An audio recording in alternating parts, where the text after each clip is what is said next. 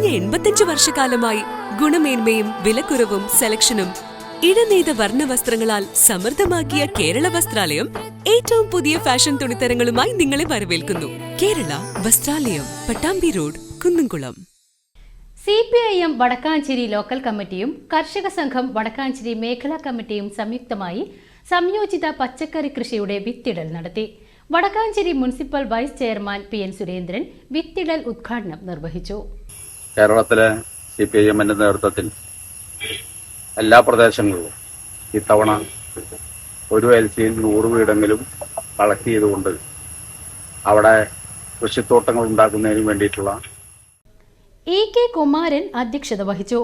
Councillor MM Mahesh, കർഷക സംഘം മേഖലാ secretary PS Sudheesh, AY Shefeeq, KM Surendran തുടങ്ങിയവർ പ്രസംഗിച്ചു.